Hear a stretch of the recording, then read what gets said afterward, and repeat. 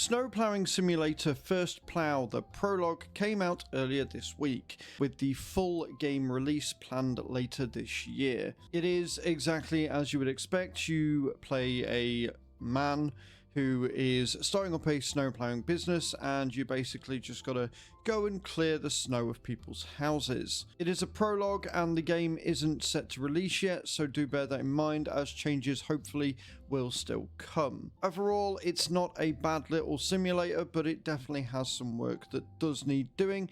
Not mention the options and the optimization of the game are a little lackluster. There are a few little weird niggling bugs as well, but nothing too game breaking, and overall the gameplay experience is somewhat fun but also quite annoying at times.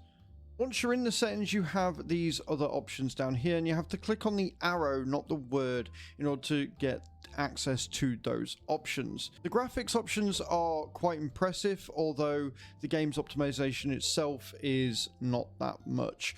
I've had to turn things down because I was still getting a little bit of lag even on my machine, which is not really ideal for a game that's not quite as graphically amazing as you would expect some other games to be. It does, however, start you in borderless full screen, which is fantastic, and VSync is on by default, so if you don't want that, you are going to have to turn that off.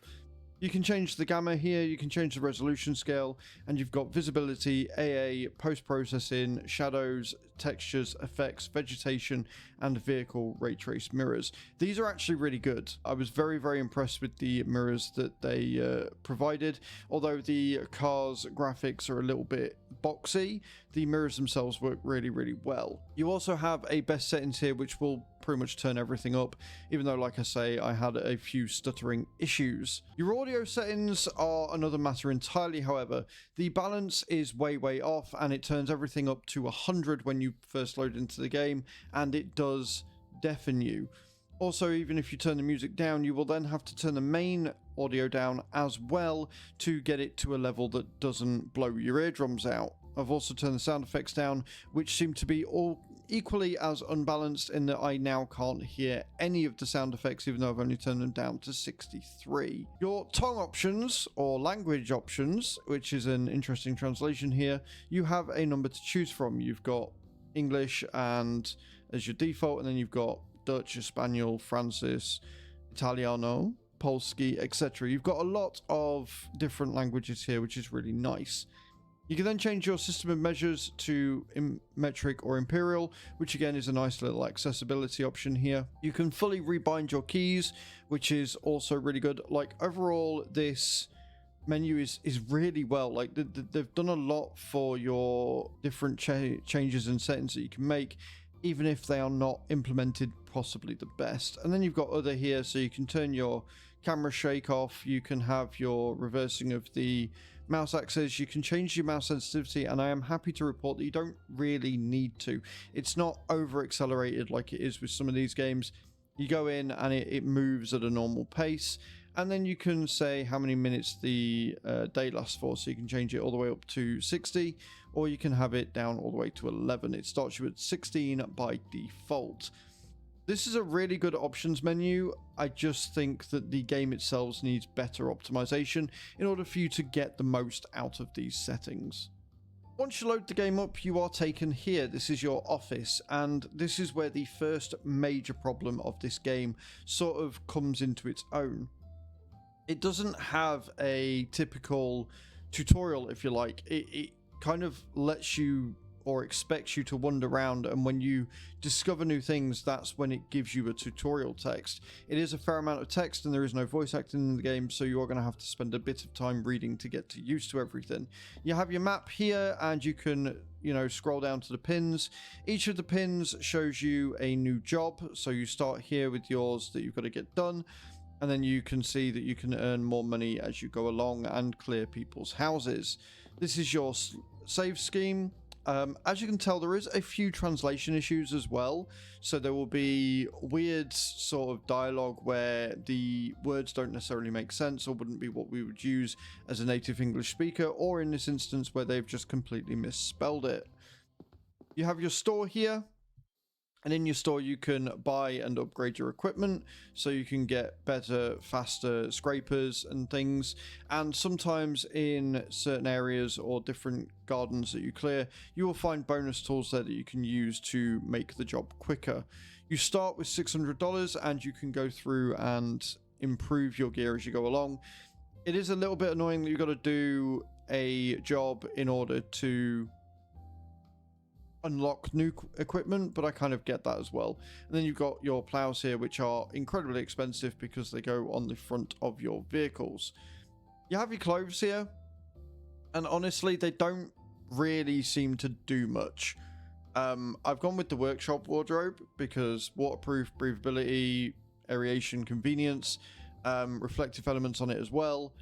And it's, you know, it's good for -7 and max temperature of 10. Yet I seem to get just as cold no matter what happens. So I'm probably going to have to look at getting the winter gear later on because it takes you to a lower climate. I thought -7 would be fine, but apparently not, especially for $700. You got power up items here so you can eat and gain your energy back, which allows you to do more on the jobs you're doing. And then you've got your cough syrup in case you get ill, your hand cream, coffee and tea, which you are going to have to top up regularly. And this will keep your temperature up. But obviously when you are on the way and on the road, you're not going to be able to warm yourself up that often. When you come in here, you've got your pickup. And as I can say, it's just a generic thing. The textures on this truck are not ideal, but it's pretty cool. It does have a working GPS in it, which is nice. And as you can see here, the FPS kind of goes a little bit weird, but as you can see, the ray tracing on the mirrors is fantastic. Really works well. It is just your normal, you know, WASD to drive. I'm not using a controller, I'm just using keyboard here. And even with really good mirrors, I'm still crashing, which is never ideal. Interesting considering I was just going backwards in a straight line. The car itself doesn't actually handle all that well, but what would you expect? It's a very snowy, icy road. There is a map, and you can go on the map and you can see where you need to go. And as you can see, I've got to go all the way down there. The map does look like it's going to open up quite a bit, and it does look like there's going to be a decent amount of things that you can go with when the game fully releases, but right now there is only a couple of places that you can actually go to and drive around. There is no other traffic, so the only thing that you're going to have to worry about is yourself. And I've just realized I've gone to this job without waiting for the courier to actually arrive, so I'm doing it with the smaller, slower shovel. When you get to your destination, you can get out. I keep pressing E because I'm used to E being the button that you press. And you can enter, and once you enter, you can see that there will be a job, and it will tell you what you need to do. Clearing snow from the property, pay special attention to the snow behind the house. This highlights a really good thing about another part of the game that is not ideal, and that is that the map is way too small.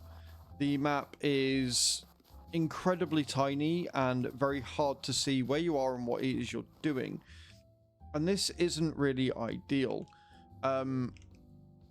You've also got to wait until you're in the right area before you can use it. There you go. And this is where some of the bugs come in as well. I was playing earlier and I was trying to use the shovel, but it wouldn't let me because it was considering it that I was in the wrong place. Even though I wasn't, I was within the zone I was doing. So you do have to be careful of that. And I didn't know because, again, the game doesn't really tell you that unless you do it fully to its capacity. As you can see, we are now clearing the snow. In the top right corner, you can see in the tiny minimap the snow that we have cleared and a percentage that you have to do to get it done. Now, if I had actually waited and got my shovel on wheels, this would probably be a lot quicker of a process. Once you've done the job, you will get paid and you will get a rating. Anything over 85% is a pass, but it's a very low pass and you get a star rating. But that star rating doesn't really seem to do much other than just give you a star rating. You don't get less pay, you don't get more pay, you just get the star rating. And I feel that that could probably be expanded upon in the full game. Overall, from what I've experienced of this, it's not bad, it's not amazing. The energy system and the temperature system could probably do with improving just a little bit, but overall it's a pretty good simulator for just wandering around and clearing snow.